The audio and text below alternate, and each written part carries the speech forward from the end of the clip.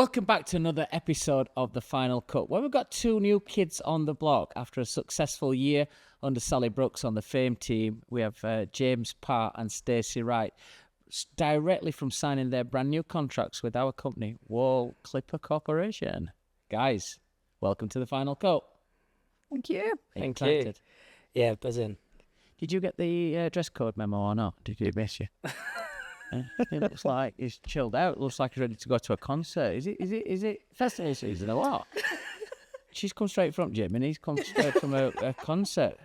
It's like, what's happening here? You're doing me dirty there, Simon. It's the big news. It's the, So let's start off. We're going to talk to you a little bit about your time in your F.A.M.E. team and your careers before that, and then obviously last 2 weeks ago when we had a couple of days together, how that all evolved and how you enjoyed it, and what's the future for you too as well.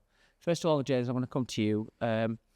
Just give us a couple of minutes resume about your career, where you've been, and what's led you up to this point. Yeah, so I got into hairdressing when I was, officially when I was 17, when I started my apprenticeship. And from there on, I was hooked. I caught the bug and just loved everything about it. Started working for Tony and Guy, where I eventually moved down to London, working in the flagship Sloane Square salon. Really fortunate to work with Tony himself as well before he passed away. And yeah, started going to attending the bi-weekly art team meetings. And I knew even from when I got into hairdressing, I knew what I wanted to do, but at the time I didn't know it was what I now know as being session work and creative work. But I always used to see the imagery and I'd be like, I want to do that. I want to do that hair. And you know, I'll be openly honest. Like, I'm not one of these people. I didn't pick up a pair of scissors and it come naturally to me. I really had to graft, and it became my whole life. And then when I was at Tony and Guy, I gradually started getting drip fed little glimpses of the session world, working backstage at Fashion Week, and then went freelance for a bit. Started assisting in the world of session with some really big names.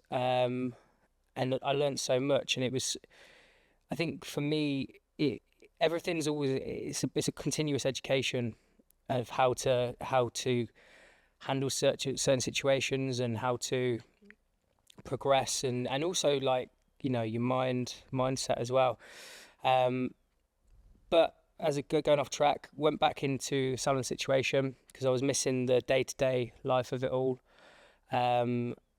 And joined Nash White, who I'm currently with now. I'm the creative director at. And my bosses, Lee and Rob, they've been amazing for me. You know, really, I'm quite a big bundle of energy and very too overly enthusiastic sometimes. And they've really helped to just navigate me to where I am today. And, you know, that led me to then applying for the F.A.M.E. team. And without the F.A.M.E. team and the Fellowship, I wouldn't be sat here now. So, you know, it's been a journey, to say the least, but it's been an enjoyable one. And I think, I said the other day to a client, I've probably had about 10 different lives in hairdressing, you know, when I look back over the different chapters and stuff. And that also echoes my personal life as well, because I've been through my struggles, you know, like a lot of people have, and everything's led me to where I am today, and I'm stronger for it. And, you know, just looking forward to where this journey's going to take me next. What a good 2 minutes, by the way. That was almost bang on. No pressure, Steve. You've got to follow that up, but fantastic.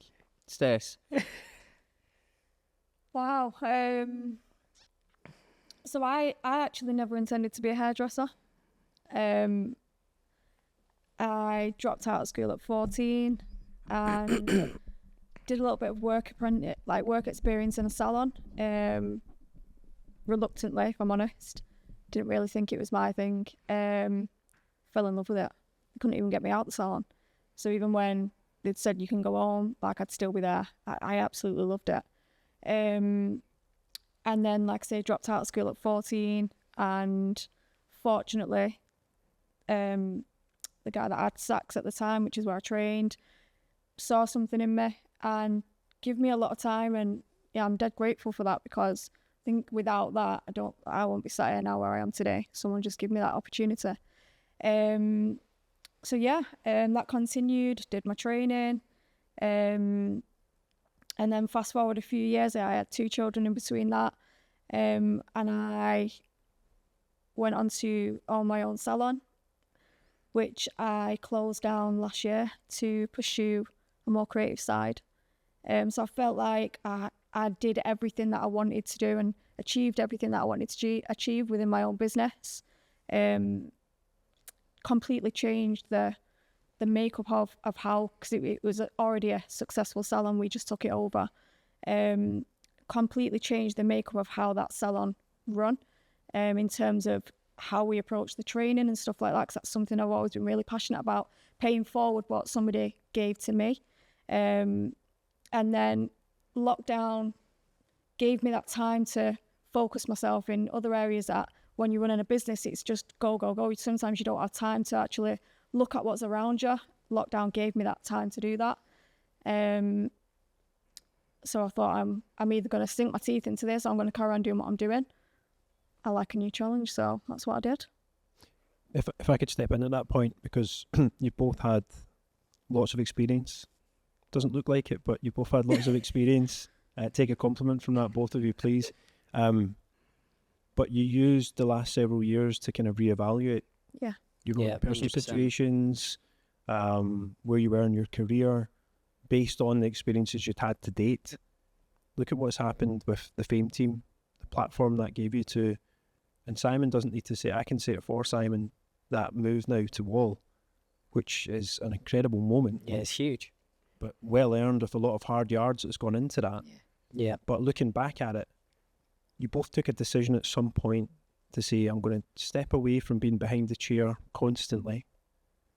And that takes a lot of courage to do that. There's not a lot of people out there that would do that. Yeah, definitely. And we've spoke about this before. Like, people only see the Instagram post. Mm-hmm. You know, they don't see the hard work that goes into it, the risk in everything, your friendships, relationships, you're missing out on important occasions. Sometimes, you know, you're working on a big creative project, you might not necessarily, but you're in the room, but you're not in the room. Mm-hmm. You know, and that's where a motto I live by: if there's no passion, there's no point. You know, so when you're invested in something and, you know, you're chasing it, you've got to give it your all. Otherwise, you know, there's about 800 people out there, probably more, that would jump in this chair now to take the spot.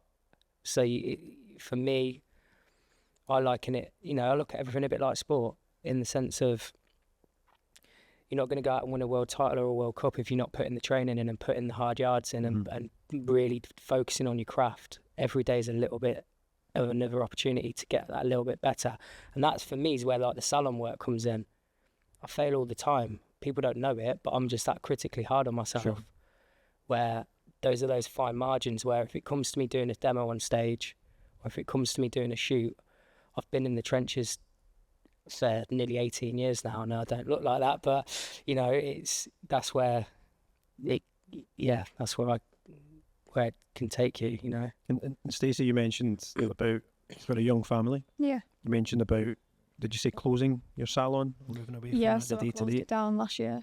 Huge decision. Yeah. Was there a lot of people maybe trying to convince you not to do that? Yeah, definitely. But equally, like, I've got a lot of supportive people behind me. And I'm dead grateful for that, because not every decision is going to be the right decision, but you don't know until you try. Yeah. I don't ever want to look back and say, I wish I'd have done that, or definitely should have done that. If I make a decision and it doesn't go right, then change direction. So you both backed yourself to do something different. Yeah. That's the thing. What was the moment like week before, when you signed your contracts at Wahl? How did that make you feel individually? And then also as well, how did your family and friends, you know, kind of feel, and what's been happening since you signed your contracts? Do you know what? It's not very often that I will say I'm proud of myself, just because, like, I never want to seem or appear egotistical. So it's quite a big thing for me to say something like that. But I did genuinely feel proud, because, like, echoing what James said, it takes a lot of commitment, you know, it takes a lot of saying no to people, to things, and not being able to give you time. You might be there, but you're not mentally present. So to see something like that pay off, and especially for a brand like Wahl, come on, it's crazy. James? Yeah, I mean, to echo what Stacey said, it's things like that don't happen to people where I'm from. You know, it's a global corporation that's been going for over 100 years. You know, and to be able to work alongside yourself and the rest of the team at Wahl and help to push and develop a range, you know, it's just insane. Like, everyone is just made up for me. And like what Stacey said, you know, it's kind of, it's just yeah, for me to be proud of myself for something from where I've come from to get to this point. It was kind of what we were on the car back, and it was like one of them moments, and I was just like, you know what, Which car?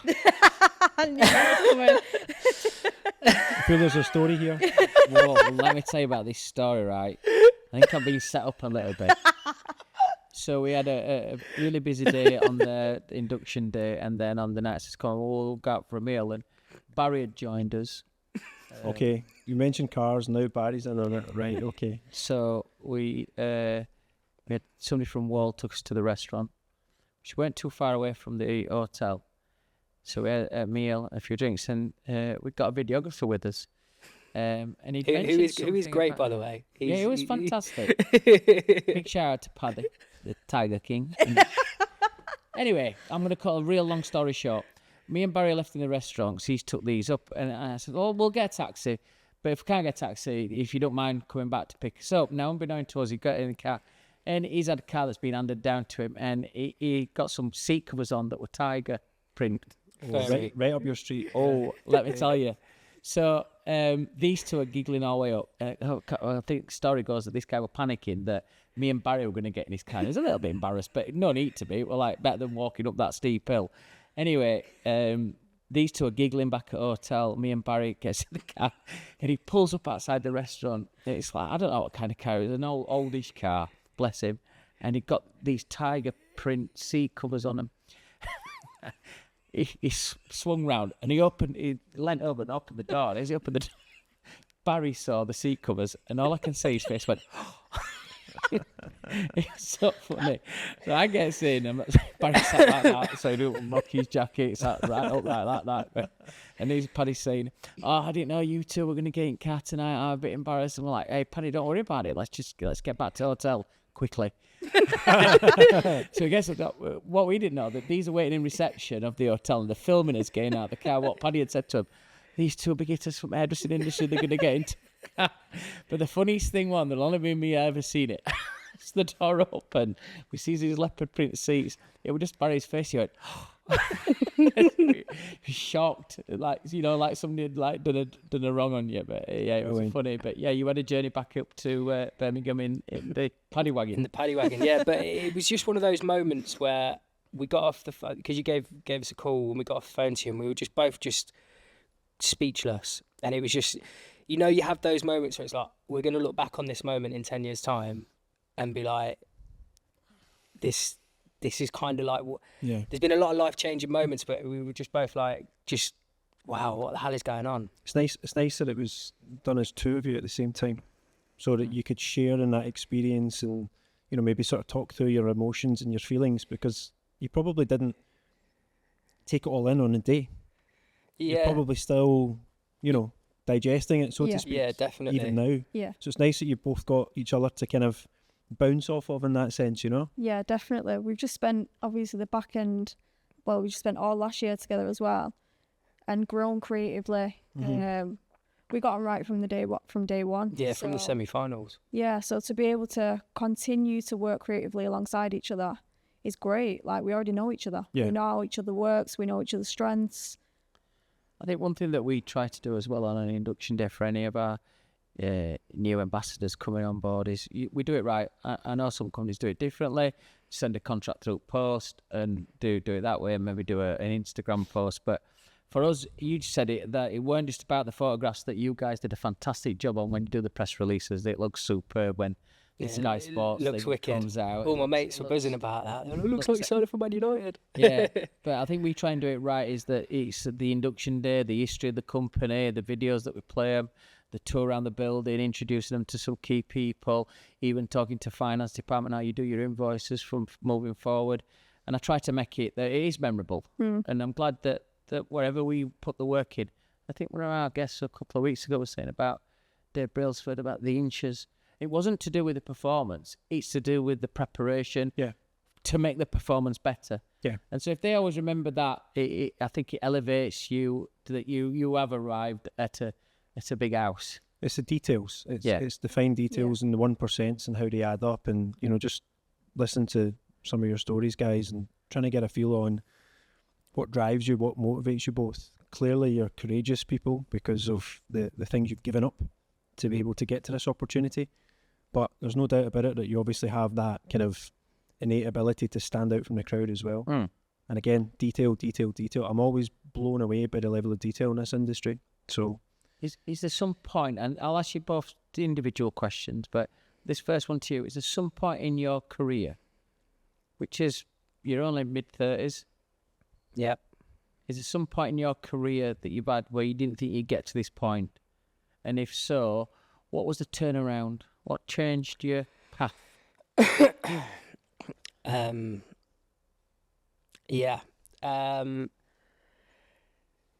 So I'll just come out and say it because it's good to talk about things.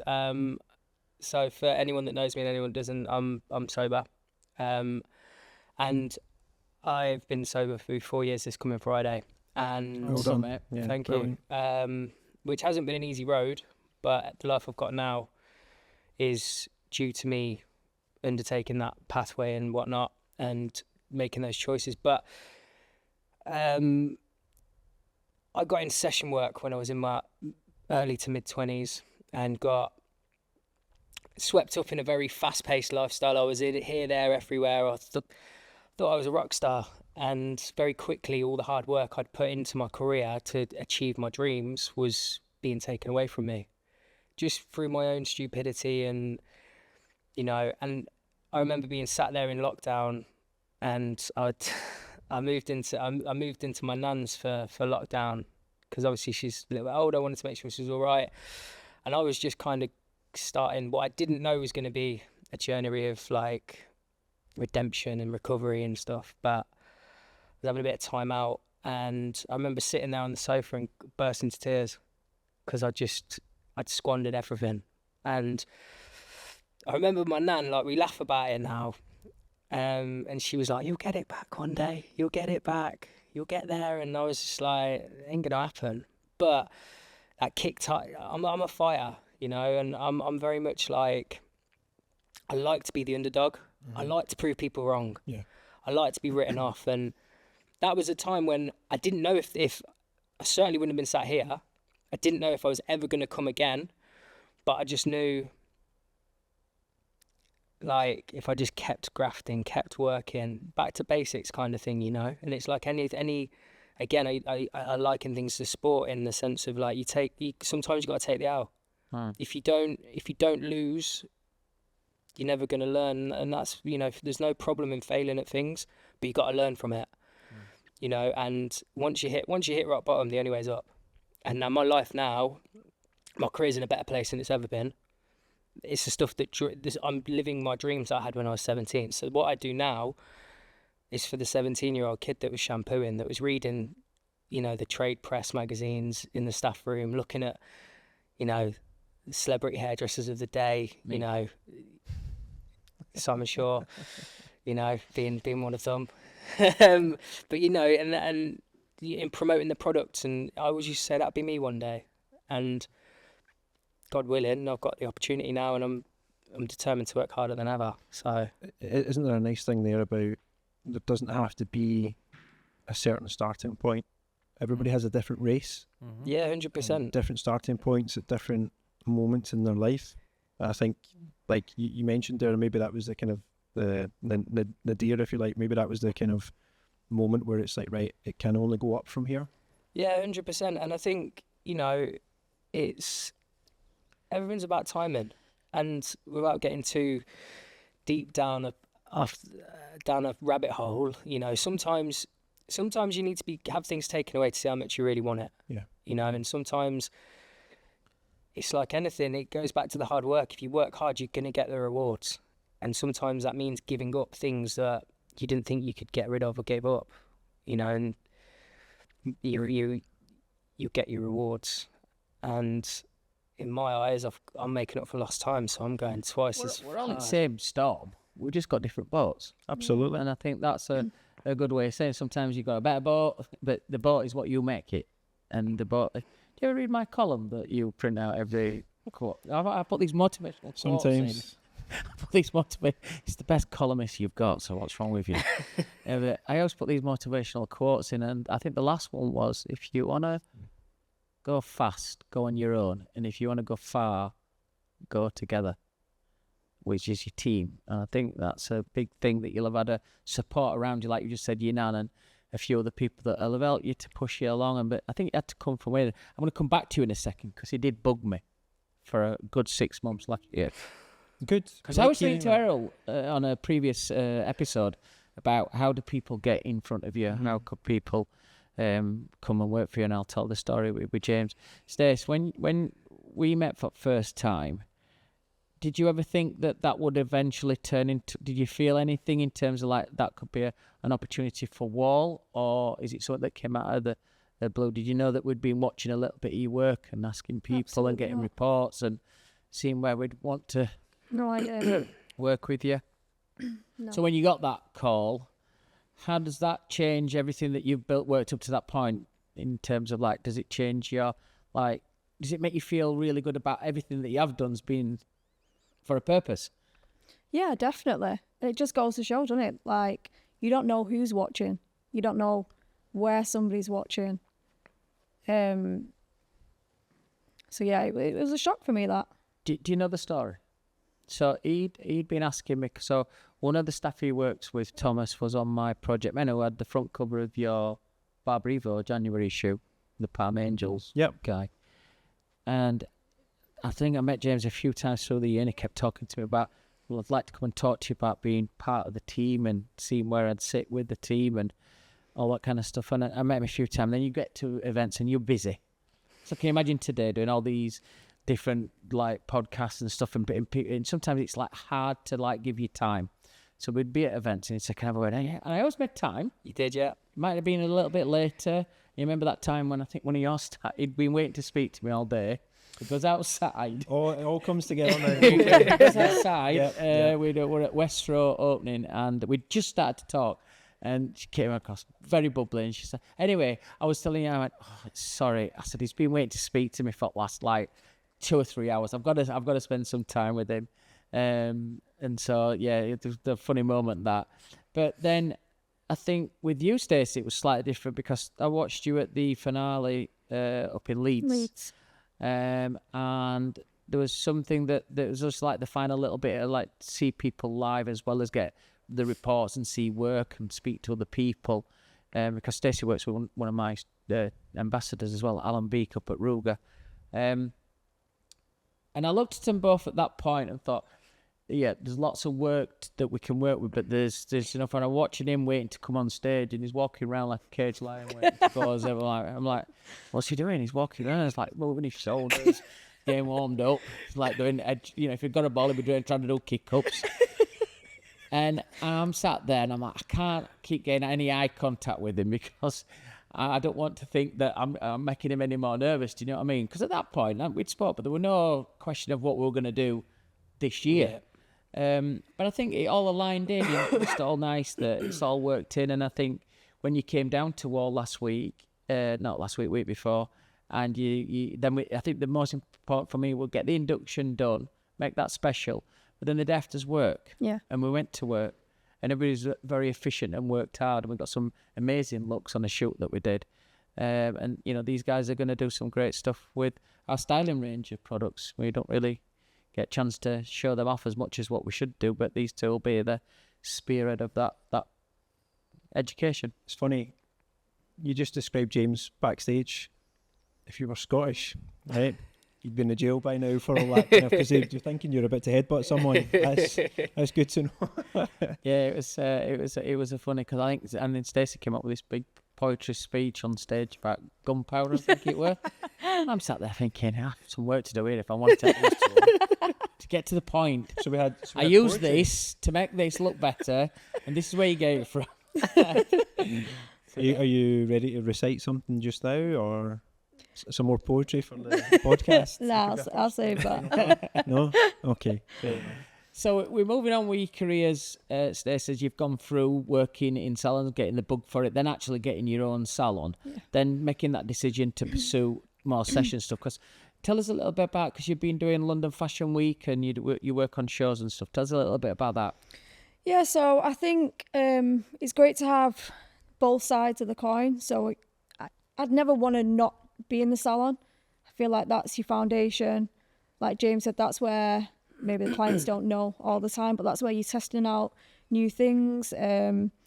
But session sides of things and being on editorials and stuff is where I hate to use the word creative juices, but that is actually where that actually flows. So I love both sides. Yeah. And you still both work religiously behind chair 5-6 days a week, don't you? Yeah. You get called out for different stuff if it is Fashion Week, or if you're going to do some education for Nash White or a product company that you work with. And now us, if we get you to do session stuff for us as well, or education. Yeah. But you're still grounded. This is where it's really important for us as a brand that our ambassadors are not just showing people the products at the end. They're using them every day in the shop. Yep. So the stories become very organic and natural. So it's easy to talk about a clipper because they're using it 20 times a day. Of course. So they know that this clipper's good for that job. The senior is good for taking out bulk. The magic clip's good for crunching out your fades. And the wands and the tongs that you did. And I was amazed with what they did. I mean, I've shown you some of the photographs and you just won't believe that what they created, but they were very commercial looks. I mean, Yes, James had come up with a great concept, which we're going to launch as well, which is a very simplistic education format where either James or Stacey or together will go into an education seminar. People will come on the day. We've designed this beautiful card where we've got 5 different looks. Each one's got a name. Each one's got a little script about it. And it's 5 different ways how to curl your hair, style your hair, different waves with different names. Very catchy. And it is, you said it, I don't know if you did it by accident, it's a style menu. Sure. So you imagine to a salon, a stylist coming in and saying, right, I'm not really good at like styling hair. You can go to a 1-day course and you can walk away, no cutting, but learning how to do 5 different looks. Yeah. There's nothing about that I've seen that's like that. Mm-hmm. The way that they put it across, spoke in front of camera, was superb. I was really pleased with both of them. And I'm excited. And when we've been speaking to colleges, when we've been speaking to people who've got like a cash and carries and wholesalers about putting their education in there, it's been received really well, where there's no hassle. We get the mannequins in, you take the tongs and the wands and the straighteners. Were you two kind of like, you know about Wahl clippers? Were you two kind of like blown away a little bit with the styling range? Yeah, definitely. Yeah, massively. Yeah. So imagine you two sat watching James and Stacey do what you're going to do. Would you convert yourselves over to those products? Oh, yeah, 100%. Yeah. I think, like, for me, the first thing I did when I got sent all the tools was, like, I gave it to some of the guys and girls in work to use. Just try this for me. Just give me your feedback. Everyone is blown away by it, you know. And I think, you know, like the technology standpoint that Wahl have with the clippers, I've always used Wahl clippers, and they're like up there. It only makes sense for the same technology to be formatted into the styling range as well. And yeah, I think that's sick. What do you think? They're wicked. Stacey, looking at your career where you are so far, so to get into the F.A.M.E. team, I know how difficult that is. And anybody who's been in the F.A.M.E. team, people who's been on the final cut over the last few weeks, Ashley Hodges, Errol Douglas's, we've had lots of people who's gone through that and gone on to fantastic things as well. But I know how tough it is to get in that. Looking at your career to get into the F.A.M.E. team, where would you, try and word this in a different way, So what would be next, the next big thing after F.A.M.E. team? I know you're working with Wahl, but what's the next big target that you have? And it's all come a bit quick, hasn't it, in the last 3 years? F.A.M.E. team, coming out of F.A.M.E. team, signing a pro contract with Wahl. But what's the next big thing that you're looking to do? Yeah, I feel like my feet haven't touched the ground, really. It's been a constant. Are you still figuring it out? Have you got several options that you're looking at? So, I don't always plan things. I feel like I work on my emotions, and I'm a great believer in I'll be where I need to be. Whatever I do in the middle of that, I feel like takes me down certain paths that I don't always know that I should be going down, but for some reason I end up going down the paths that lead me. Instinctively. Yeah. So I don't like to plan too far forward. But I know that whatever I put my mind to, I will achieve it. Because it's just the way I'm made up. So the honest answer to that question, I don't know, but I feel like I'm on a good path. Can I go back just a step to, you mentioned about the styling day that you had and the educational aspect of it, 5 different styles, it's something that could be easily adopted. Yeah. I think that's such a novel approach. If you think about education, you go back to school, for example, right? Yeah. Talking about things like Pythagoras and all this nonsense, right? Algebra. How often does it get used in real life situations? Barely ever, unless you go on to become a maths teacher, right? So it doesn't make any sense. But this is something that's like plug and play. You go and learn these 5 styles and go back to the salon. This is something that I've always been fascinated about in the hair and beauty sector. You can actually go and implement this. This can be instantly part of your menu of options and services for your clients. Yeah, 100%. And I think with the looks, they're timeless. Yeah.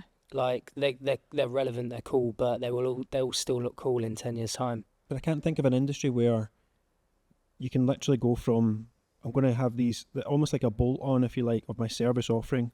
I'm going to do this education course. I'm going to learn these 5 styles, and literally overnight, be it trial and error, giving it a go, just seeing how you go with it. But it's almost like an instant, that actually made sense to learn that because now I'm using it. Yeah. I don't think there's enough of that in education across the board. I would think our research tells us as well that if you learn 5 new styles in a day, cutting-wise, that takes a long time to master them. The feeling behind this styling techniques and the way that we're going to format it is that we feel that most people have got a little bit of that skill set in styling. We'll be able to get 2 or 3 of those styles very competently done in the day. Yeah. They're the 2 they're going to have to work on. You'll always have your favourite one. And you'll always have your go-to curls or your Swift or your Kate, whatever we're going to do. But the one thing that I think that from a salon point of view, especially for salon owners, is that you go away with this card with all the styles on it and all the names on it. And like he said, it's a style menu. So you got your price menu, and it might have a blow dry on there, but you'll also have a style menu. So it's a business. So you can put a price aside. I mean, I don't think it'd be any different, but all those styles could be. And I'm into looking back at years ago, I used to frown up at them. When you go into barbershops in America and you see the massive, Isadora Adams, the massive A3 sheets, and there'd be 50 different looks, and people are going to say, I'll have number 7. Now, I don't think any of us want to go to that consultation level, but I think having a style menu where you can show a finished result, not on a live model, because we've done these on beautiful mannequins, so it's kind of like non-discriminating that's on a mannequin, but to then work them off those, because they're not looking and say, well, I ain't got the same jawline as it. Well, you'll know, because it's a mannequin. So it's kind of, it's the air. It's all about the air. Yeah. And for me, I think it could change a few businesses around a little bit by having an extra menu without any thought process. They can laminate them, they can put them in nice frames, stick them on their walls, put prices to them.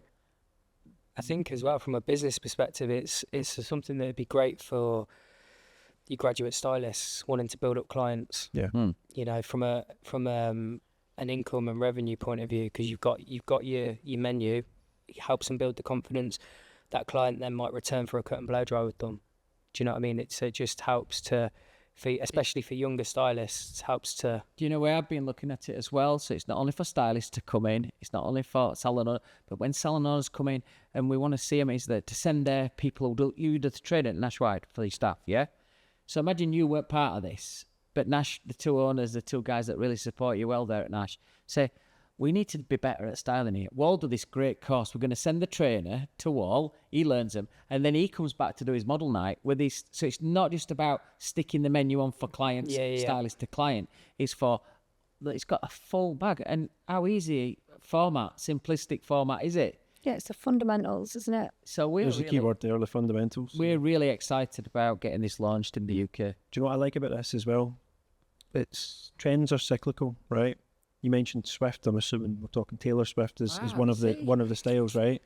So at the same time, if you look not far from her, and it's all over the internet, Travis Kelce, our other half, Kansas City Chiefs, just won the Super Bowl, and everybody was going on about his barber and that style of cut, which was already a popular cut across America, but it just so happened because his name is associated with it, much like with Taylor Swift.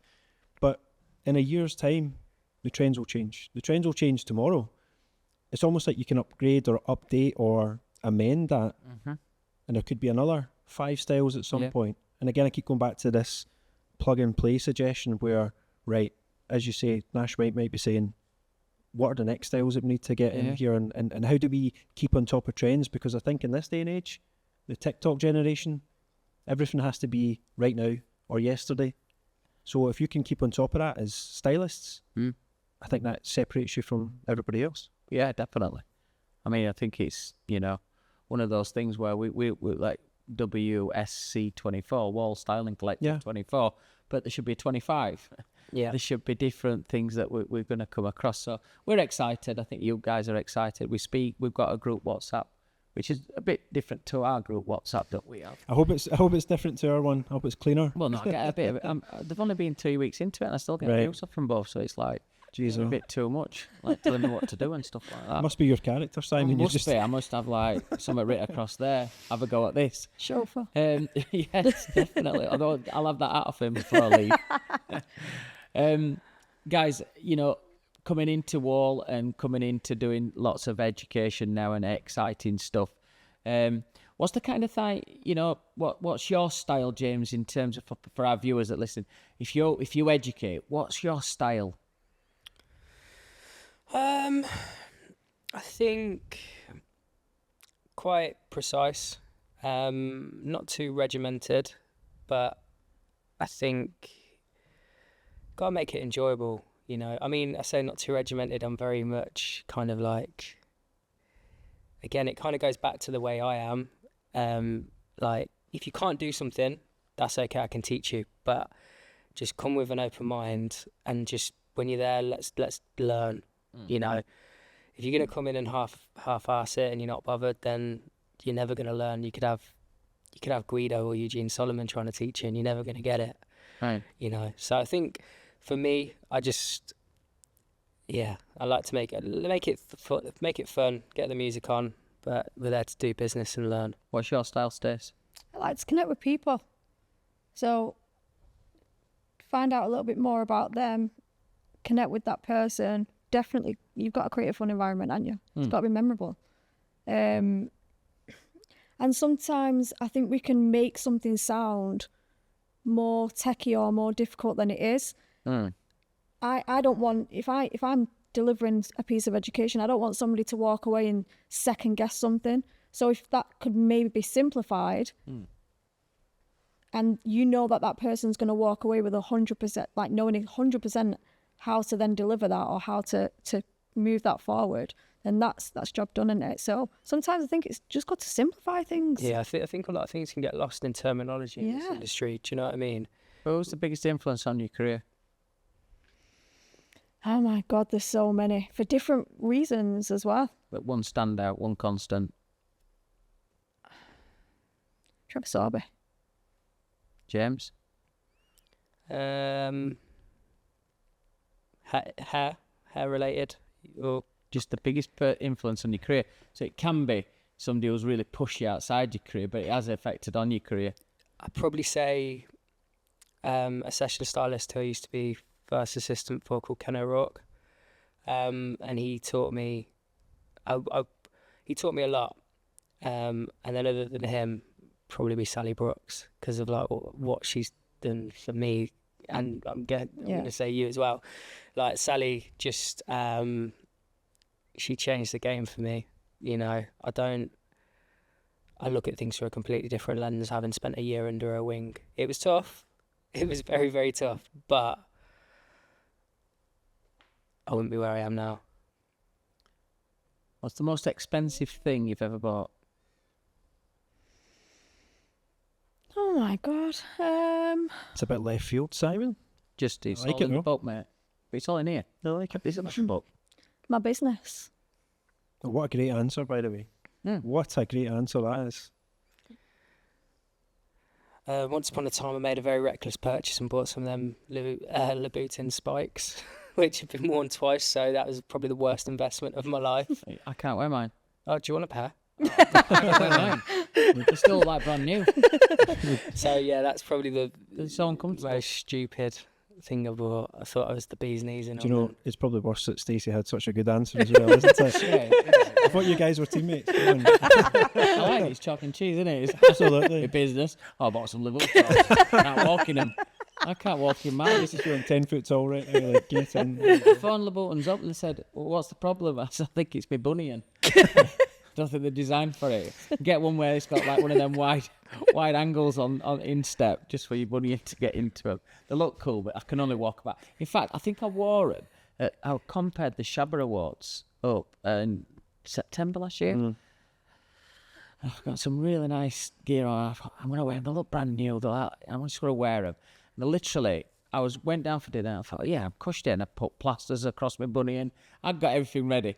And literally, I'm like, call like 15 minutes to go backstage ready because I'm comparing it later. I'm like, I'm going to have to go back to the room and change, put my Clarks on because I can't walk in these bastards. They're nipping me everywhere I go. So sometimes we do stupid stuff, don't we, like that? It happens, absolutely. And you two spend quite a lot of time Manchester-based and Warwickshire. You spend a lot of time in London. Yeah, we're always These in last and 12 out. months in particular, you've done a Yeah. lot of time there. What would your advice be, and same question to both of you, what would your advice be to anybody who's up and coming? Where would you advise them what to do with their career? They're wanting to get into some stuff. They've seen you, Stacey, going into F.A.M.E. team and then getting a contract with Wahl. They've seen you do the same and you educating, creative director for Nash White. Let's rewind for them, though. Let's say they're 10 years behind you. What would be the advice individually that you both give them? Attend absolutely everything. Have this industry become your life. So even down to, if you open my Instagram, where my algorithm takes me, everything is related to hair, fashion, dogs as well. Good. Are on there. But that's, so every time all the little things that are being fed to me are constantly industry related. It sounds a bit cheesy, but I literally eat, sleep and breathe this industry. That's been a bit of a theme on this season. It definitely has. The older ones that Yeah. I don't have said. Obsessive, isn't it? I It is obsessive. For the right reasons. Interview saying, Yeah. you know, as a young stylist, his Bibles were Elle magazine, all the trade magazines when they were younger. He'd take them home and cut them out. So, you know, what you've just said there, live, breathe and eat it. Yeah. Anybody who's done anything's done the same. These are the habits of someone Yeah. successful in this industry. I mean, Adam, earlier on, I caught him in the green room. He had about 4 different magazines open at the same time, and he was just scanning through them. I've never seen anything like it. Yeah.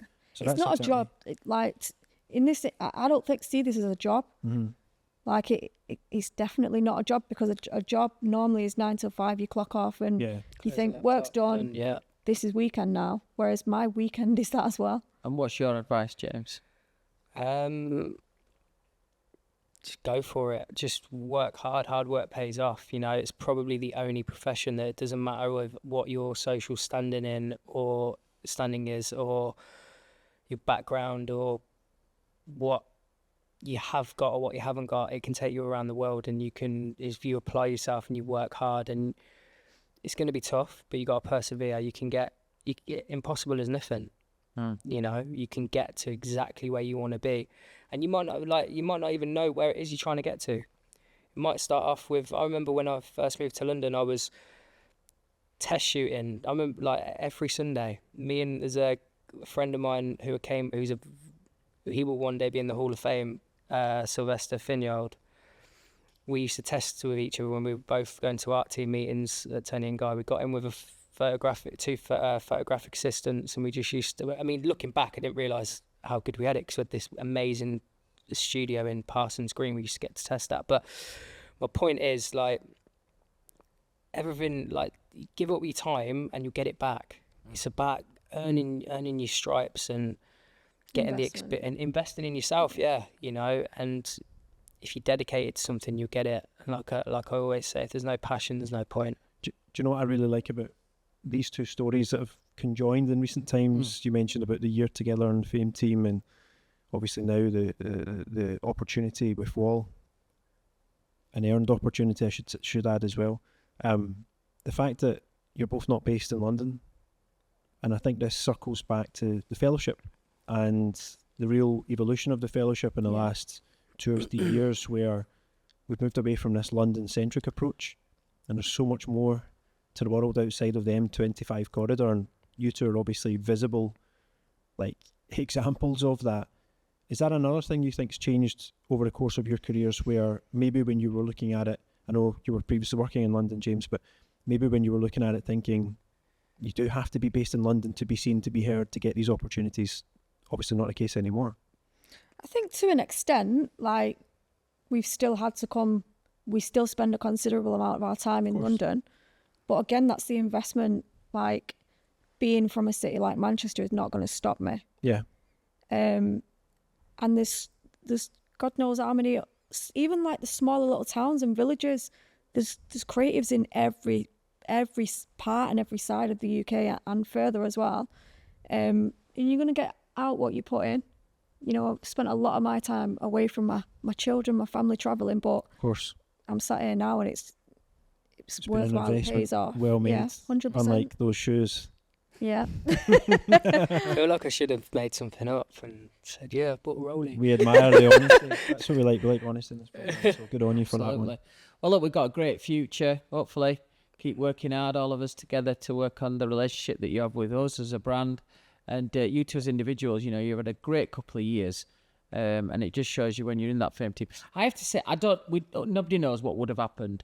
But I've got to think sometimes things get aligned. And so by me being involved with Fellowship more, and then you guys being on the F.A.M.E. team, I do think that's helped a lot. So, you know, my advice to everybody is, you know, if you're not in it, you're not going to win it. Yeah. And so sometimes you've got to get in front of people. And I always think that projects and the F.A.M.E. team in particularly do put you in a shop window where brands and salons look at trying to get the top people to go work with them. Yeah, and like we were told, weren't we, the whole of last year, like, this will change your life. And at the time, like, you just can't, because you're in this bubble, like, you how's it going to change my life? Yeah. You know, and then it's only probably, like, I'd say from September last year, everywhere we went, whether it is in the salon or whether we were at a show or doing whatever, the Fellowship event, what's next? What's next? What are you doing next? Yeah. And then you start to realise how much people are watching. Pressure is on. And it's like, okay, we've got to make something happen now. So you trusted the process. You didn't 100%. know what the end outcome was going to be, but you trusted in the process and the people around it, and look at what's happened as a result. I feel like at the time, Sally definitely very much strategically planned our year.